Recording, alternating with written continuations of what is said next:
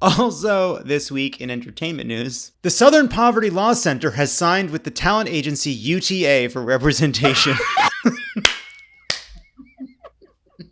Now, Guy, here's what you have to understand. Guy did not know this either. He's lost it. He's the patron saint of Love It or Leave It. There's no one I'd rather turn 200 with. Please welcome back returning champion, Guy Branum.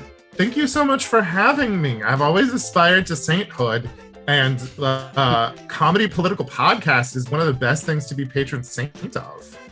I do think Judaism could use saints. It seems like a great thing to start. Like, there's no reason we can't start now, you know? While I understand we are against having icons and venerating human beings above one another, also, I love Zaz. And I mean, I love Zaz. I love many gods. I wrote a book about goddesses. So clearly, I gotta love saints. Let's get into it. What a week. On Wednesday, the developer behind the Keystone XL Pipeline officially canceled the project shortly after President Biden revoked a key permit necessary for a U.S. stretch of the 1,200-mile project. Following the cancellation, the pipeline announced a tour with Joe Rogan and Adam Carolla this fall. Very exciting. Because it got canceled, you know? It got canceled. It's moving to Austin. It's going to do its stand-up there, and it's going to say whatever it wants to say. It's not going to be curtailed by these woke anti-pipeline crusaders. I'm going to say this is all because of Rutherford Falls on Peacock. I would say for a very long time, we've behaved as though Native Americans don't exist anymore. And I think having a good, funny show where we show the real today lives of Native Americans helps us understand, oh, they're human beings. That means they probably need to drink water that does not have petroleum products in it. Yeah, yeah, you're probably right. It's probably the Peacock shows did it. Peacock's huge. Peacock. It's happening. It's happening. Is 1600 pen on Peacock? I wouldn't let him have it. I drew a line in the sand. I was like, no. It wouldn't be on Peacock because 1600 pen was a 20th show, which means it is under the Disney aegis. Oh, okay. In this new world of ours, I think. So one day I'm going to get done with a Mandalorian and it's just going to be like, what do I want 1600 pen? Yeah. You might find this surprising. No one has come knocking on my door to ask about getting the single season of 1600 pen on their streaming platform yet. I want a streaming platform that is just for things that were one season long. Wasn't that Quibi? Wasn't every show on Quibi one season long? Yes. Meanwhile, as the press plane for Biden's first trip to Europe as president began its departure Tuesday night, its engine was flooded with cicadas, grounding the plane for hours. Yes. You didn't know that? No. They just shut it down. Stopping journalists for a few hours, said a spokesperson for Alden Global Capital. There's no money in that. I like that our national security and international relations are now going to have to purchase some hungry birds. Like, that's the thing standing every between 17 us years. And being able to heal our relationship with Europe is just some hungry birds. We're going to have to stay on the tarmac a little.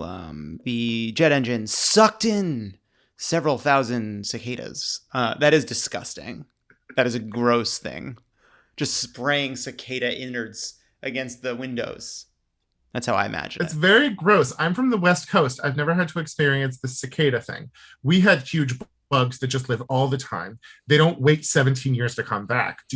In New York, where you were there cicadas? I do remember cicadas at various points. I have memories of a cicada moment, like deep in my mind. But I was trying to think of who's somebody that pops up every 17 years in New York. For some reason, I want to say Bernie Getz, but that doesn't make any sense. Halston? I don't know. Have you watched Halston? Not yet. I mean, come on. I'll watch it. I'm still. I got Hacks to watch. I got a lot of content to get through. I'm briefly in Hacks. You haven't watched Hacks? I saw you. Oh my God. Did I not? First of all, I loved you in Hacks. I saw you in Hacks, and I feel I actually think that if we could check the records, you will find that one of my most recent texts to you proposing dinner did not mention that I had just seen you in Hacks, but it was the inciting incident for the text. Okay. Like, I think you and I are getting dinner tomorrow because of Hacks. Yes, good. Well, thank you to Lucianne Yellow, to Paul Downs, and to Jen Statsky, and of course, Jean. Is Jean Smart part of the House of Medici in 15th century Italy? Because she's having one hell of a renaissance. Also in Europe, 2 people were arrested after a man slapped Emmanuel Macron while the French president was meeting with a crowd in southeastern France. Well, Guy, one was arrested for the slapping. The other was arrested for creating an invisible wall between Macron and his security detail because this is a joke about a mime. No news story has ever thrilled me quite as much. I love Emmanuel Macron. I love his wife, who was his teacher. But I think he is just a little bit of like a schoolboy about these things. And I would point you to Jon Lovett. Do you remember when a person from a crowd attempted to slap Canadian Prime Minister Jean Chrétien? I don't, but say more. In the 1990s, somebody attempted to slap Chrétien. Chrétien, coming from the poor, I believe, asbestos mining town of Shawinigan, and not unfamiliar with what a human hand striking him would be like, grabbed him by the throat and choked him to the ground in what was politely referred to as a Shawinigan handshake. And so,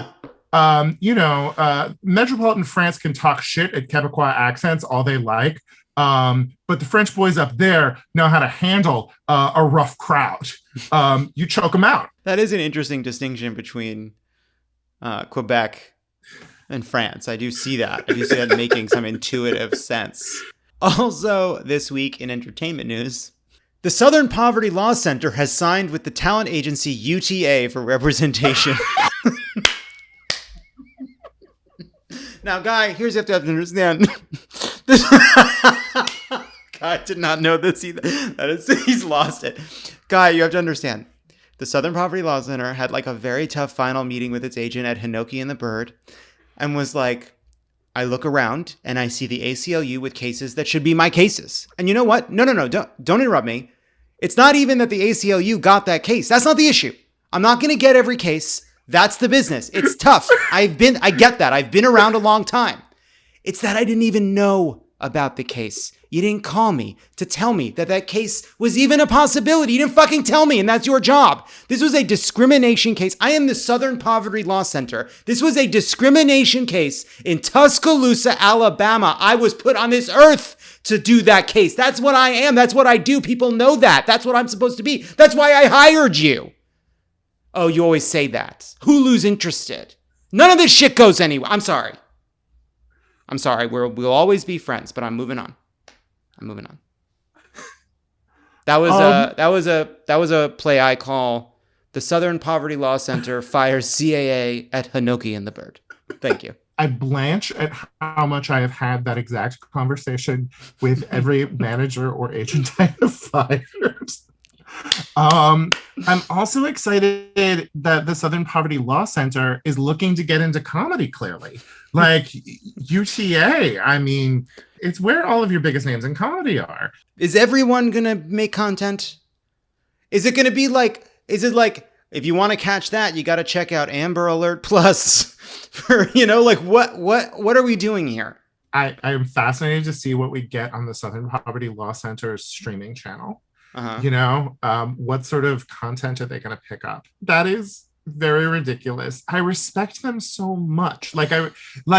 Honestly, if I were going to think of an organization that is like no frills, like, of course, when you're thinking about like organizations that are supposed to be public interest and are the most thrills, your mind immediately goes to the Human Rights Campaign, which has never done a thing for a person and only exists so that older, wealthy gay guys have somewhere to take their younger boyfriend in a tuxedo. But if I were to go to sort of like meat and potatoes. For the record, before I just stay at it, obviously, Guy is in jet. He appreciates a lot of the work of the Human Rights Campaign. I appreciate a lot of the work of the Human Rights Campaign. It's pride.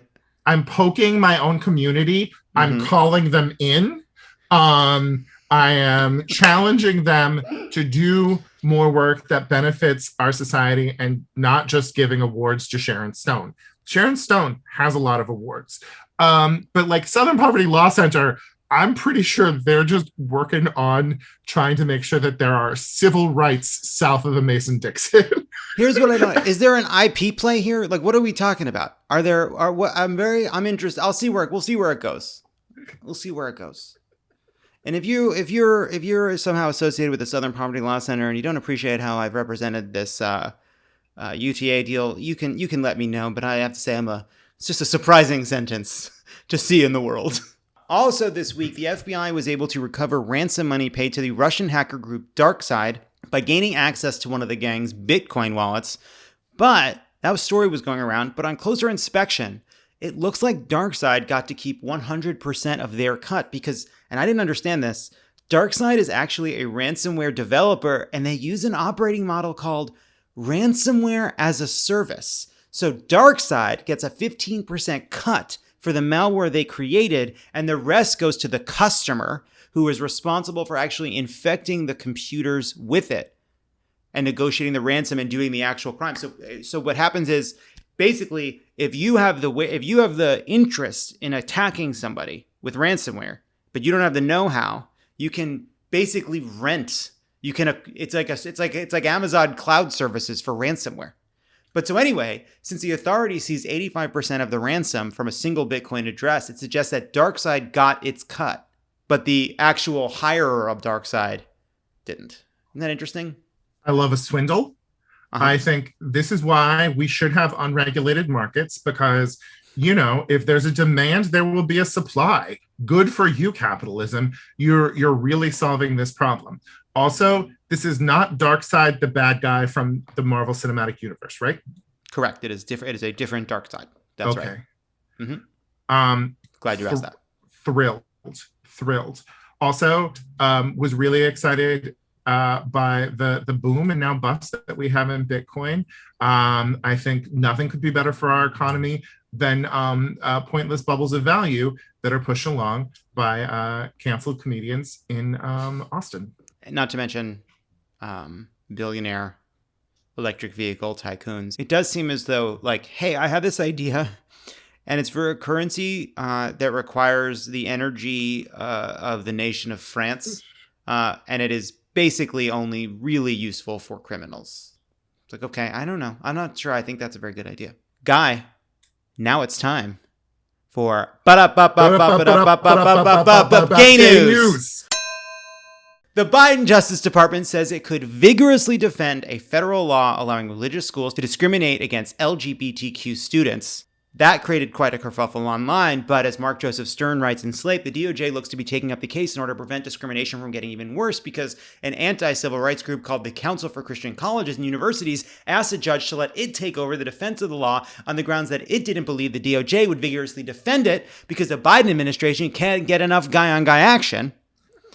Elsewhere, that group argued for a more expansive interpretation of religious schools' legal right to discriminate. So if the DOJ doesn't defend in this case, the other organization could try to give a conservative Supreme Court an opportunity to expand the existing religious exemption even further. Which is a reminder, if you read the news on Twitter, you actually didn't. Guy, what do you think about this? I think it's nuanced. It's like on the one hand, they're saying they're going to vigorously defend something they, maybe not on legal terms, but certainly on moral terms, find wrong. And yet they are doing it under the basic idea that the administration must defend the law, that's a sort of basic precept of how our system works. Well, it's such an interesting situation. And it came up a lot when you had challenges to gay marriage cases. There were a lot of people, I think, when Kamala Harris was Attorney General of California, when San Francisco was handing out marriage licenses, she said that she would not apply the California law to the situation. But there is danger of a Justice Department just saying we're not going to defend this law that was passed, by our government, because it does allow these crazy people to say, or not crazy people, just hardline people to come along and be like, we'll be the ones to defend it. I mean, I don't think that the Justice Department is going to be wink, wink, enforcing this. you know, I also think, you know, we need to respect that, like, that's the Justice Department's job. And I think Twitter going batshit because, oh no, Biden's not the perfect liberal we need. Like, his Justice Department is going to defend laws that are already in place, is a rough situation. There are lawsuits ongoing all the time. And the government it's always assumed that the government will defend a law. And if the president, if an administration can change hands, let's say one that goes from passing the Affordable Care Act to opposing the Affordable Care Act, and then decides we just are not going to defend that law in court, you are basically giving a new administration the ability to invalidate a law. You're basically saying, well, they're not going to defend it, and so it's a sort of it is a difficult issue. Well, but it's also something, us believing that we should solve problems this way through either administrative channels or through judicial channels. And those are the two options we have here. We have people challenging it in court, trying to use judicial, and then we have people trying to nullify that through the administrative branch by saying, maybe we're not going to defend this as hard as we should. It's all getting around the fact that the legislative process doesn't happen anymore. We have created a situation where the legislative process doesn't happen, and it's really dangerous. And, you know, my answer to this question is get rid of the filibuster.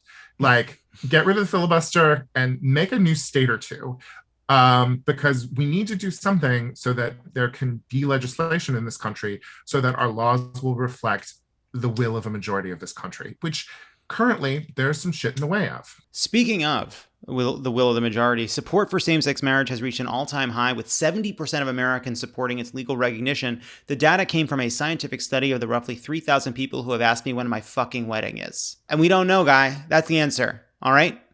When are you and Ronan getting married? We don't know yet. We're trying to figure it out. It's hard. I don't know. I think I'm glad that you guys are queering marriage. I think that too many people think that it is their job as queer people to comport with heteronormative ideas of what marriage is. And I think you guys being engaged forever is a great queering of gay marriage. First of all, fuck you. Forever. My mother listens to this. It's not been that long, Fran. Second point, no one has made me more anxious about the planning of this wedding, than Guy Branum. Let me tell you why. And I was going to save this for our dinner, but I'll say it here. I wasn't really. I'm hyping it up for this. You were like, oh, that's so exciting. Gay people have the opportunity to reinvent heteronormative institutions in ways that may define them moving forward, because this is a generation that will be among the first to have gay weddings, and you can redefine and figure out customs that could potentially help shape what marriage becomes. And obviously, that's pretty heady. All right, I just want to have a party with some apps and some toast about how great I am. You know, I mean, it's wonderful. It's dangerous when you have too many performers, though, because like sometimes it can become a lot. But let me tell you, we've been there. Here's why America is more supportive of gay weddings now than they were before. Because when this first became an idea that was on people's minds, everyone was like, oh, gay guys will have good weddings, lesbians will have bad weddings, they'll wear cargo shorts, there will be dogs there. And everyone ignored the fact that lesbians are also extremely competitive. And every lesbian wedding I have ever been to is the most beautiful event I have participated in my life up until that point. Like, they are killing it, slaying left and right. And, you know, if you haven't been to a lesbian wedding yet, or a like femme-centered queer wedding, please make some new friends, get on that list, because they're really doing, I mean, like, they're doing some amazing stuff. It's very exciting. It's very exciting what's happening out there. Guy, I have a pitch for you. Yes. All right. So, LGBTQ. Yes. In terms of mouthfeel, it's tough. It's not a smooth sounding phrase. Here's my pitch. What if we started saying LaQuabita? I love LaQuabita. As in LAGQ. So the G and the Q are together so you can kind of hear both sounds. Yeah. UABITA. LaQuabita. Like LaQuabita Americans. I'm a LaQuabitan. I love it a lot. It's so much Laquabita. We're Laquabita. We're not. I'm just, the letters are tough. It feels bureaucratic. It feels 90s. It feels. Don't you come for the 90s, Jon. We did important good work that moved your rights ahead. We're contemporaries, Guy. Let's come on. We're contemporary. All right, nice try. Laquabita sounds lovely. It sounds like a valley where you get orange wine from in Portugal. I love Laquabita. It's a vintage from the Laquabita Valley. Yes. From the Laquabita Valley. Laquabita. I'm just throwing it out there into the world. I enjoy being an LGBTQ American, but I'd enjoy it even more being a Laquabita American. But I also think there's something about so many voices have been ignored for so long that I think there has been this real fight to create space and to create like more representation of inclusion. And I think as that representation becomes realer, the fight over letters will become less significant. Already, a lot of people just like queer works for a lot of people, or whatever it is, whatever form it takes. I just look forward to this beautiful Laquabita community that we are part of, to be happy and produce good orange wines. That's what I totally agree. I totally agree. Well, I think part of this is, I think Laquabita to me achieves two things at once, which recognizes that the further we get in this fight, the more the barriers between, the G and the B and the T, and the Q, they start to kind of, the L is strong, but obviously L bleeds into B, but hard to get from L to G. It's just, but there's a mixing of the borders. The L's produce many of our B's. We weren't allowed to talk about it for a really long time, but they do very good work keeping our B's populated. I gotta tell you, one of my favorites is when the L's go so far they get to T, then come out the other end to G. Those motherfuckers are fun. This is why I'm saying we need Laquabita. Some more gay news. I'm counting this for some reason. Prince Harry and Meghan, Duchess of Sussex. Are they still that? You know what? I'm not calling them that anymore. Harry and Meghan announced the birth of their second child on Sunday, Lilibet Diana, paying tribute to both Queen Elizabeth and the late Princess Diana. Will the baby also be traumatized by being connected to the royal family? Probably a little bit. Yeah. Did you listen to the interview that he did with Dax Shepard? No, tell me about it. It was fascinating to hear unfiltered Harry. He was dumb about some interesting things, but I found the whole thing charming. I'm so excited for it. I will always use a title for anyone who has a title. I welcome and I'm excited to have Lady Lilibet in this world. I also think it was such a California spin. I don't know that I entirely approve of it, but naming her Lilibet instead of Elizabeth really is a very American answer to British tradition. And for such a long time, the weird second sons or third sons or whatever of the royal family have just been stuck in some palace in Kensington getting married to racist ladies. And the notion that we're not going to need you for our national symbolism, go just be celebrities in Hollywood, that just seems reasonable to me. Yes, Lilibet will probably at some point in time host a house flipping show. Good. That is a much better use for her than just being married to a rich guy who's probably a little bit of a gangster.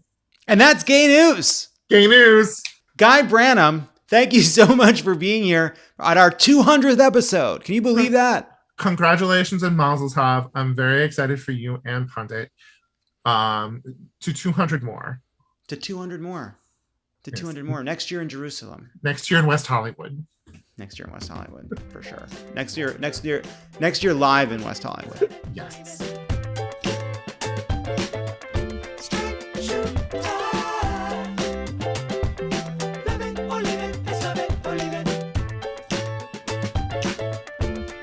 Respect it.